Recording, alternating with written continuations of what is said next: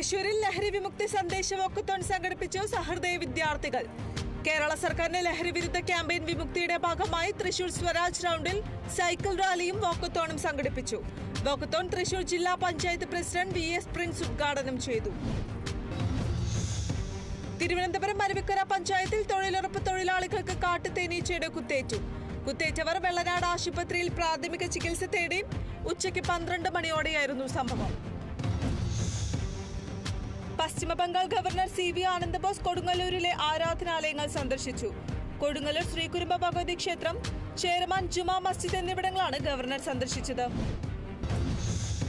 പോത്തുകല്ല് മുണ്ടേരിയിൽ യുവാവ് ഷോക്കേറ്റ് മരിച്ചത് മുണ്ടേരി സ്വദേശി റിനേഷ്. വീടിന് പുറത്തെ ബാത്റൂമിലെ ബൾബ് മാറ്റുന്നതിനിടെ ഷോക്ക് ഏൽക്കുകയായിരുന്നു. ആശുപത്രിയിൽ എത്തിച്ചെങ്കിലും ജീവൻ രക്ഷിക്കാനായില്ല.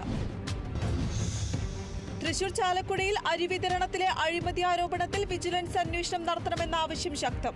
LDFന്റെ നേതൃത്വത്തിൽ കുറ്റിക്കാട് ഫാർമേഴ്സ് സർവീസ് സഹകരണ ബാങ്കിലേക്ക് പ്രതിഷേധ മാർച്ചും ധർണയും സംഘടിപ്പിച്ചു.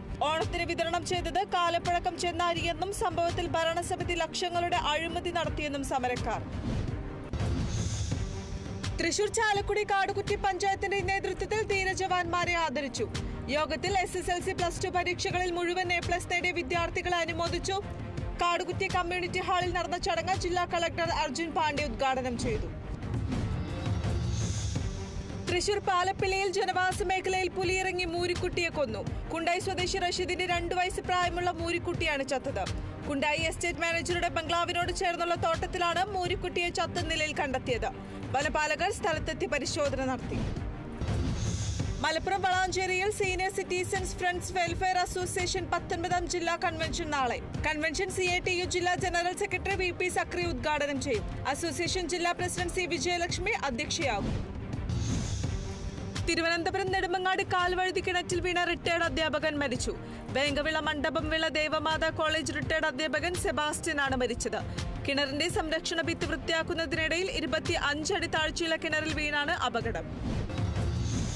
KCB ചങ്ങനാശ്ശേരി ഇലക്ട്രിക്കൽ ഡിവിഷന്റെ നേതൃത്വത്തിൽ ഉപഭോക്തൃ സംഗമം സംഘടിപ്പിച്ചു.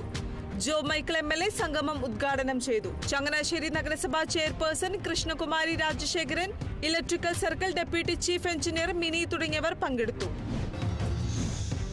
മലയാളത്തിന്റെ പ്രിയപ്പെട്ട അഭിനേത്രി സുകുമാരിയുടെ സ്മരണക്കായി സ്കൂളും മ്യൂസിയവും ഒരുങ്ങുന്നു. കന്യാകുമാരിയിലെ rural Islam centre for higher എഡ്യൂക്കേഷനിൽ ആദ്യത്തെ multimedia and film technology school ആരംഭിക്കും. അത്യാധുനിക സാങ്കേതിക സംവിധാനങ്ങളോട് കൂടിയ സ്ഥാപനത്തിനൊപ്പം സുകുമാരി മ്യൂസിയവും സജ്ജമാക്കും. ശിലാസ്ഥാപനം മമ്മൂട്ടി നിർവഹിച്ചു.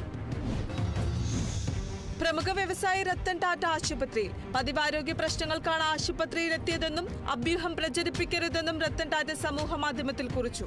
ടാറ്റ ഗ്രൂപ്പിന്റെ മുൻ ചെയർമാനാണ് രത്തൻ ടാറ്റ.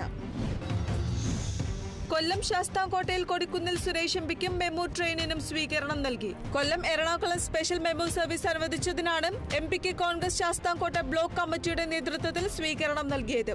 സ്വീകരണ സമ്മേളനം DCC president P Rajendra Prasad ഉദ്ഘാടനം ചെയ്തു. തൃശൂരിൽ SYS 70ാം വാർഷിക സമ്മേളനത്തിന്റെ ഭാഗമായി സംസ്ഥാന നേതാക്കൾ പര്യടനം നടത്തി.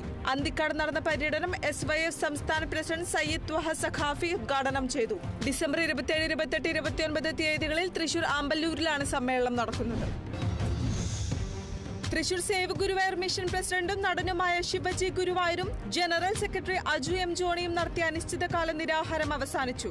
ഗുരുവായൂരിലെ ഭക്തജനങ്ങളുടെ വിവിധ ആവശ്യങ്ങൾ ഉന്നയിച്ചാണ് സമരം നടത്തിയത്. എക്സിക്യൂട്ടീവ് യോഗത്തിലെ ചർച്ചകളുടെ അടിസ്ഥാനത്തിലാണ് സമരം അവസാനിപ്പിച്ചതെന്ന് സെക്രട്ടറി അജു M ജോണി അറിയിച്ചു. പരുമല പമ്പ കോളേജ് ഗ്രൗണ്ടിൽ നടന്ന ക്രിക്കറ്റ് ടൂർണമെന്റിൽ ബുധനൂർ YMA ജേതാക്കൾ. ക്രിക്കറ്റ് ടൂർണമെന്റ് സംഘടിപ്പിച്ചത് DC പരുമലയുടെ നേതൃത്വത്തിൽ. വിജയികൾക്ക് സ്റ്റാലിന്റെ പിതാവ് KG സെബാസ്റ്റ്യൻ ട്രോഫികൾ വിതരണം ചെയ്തു.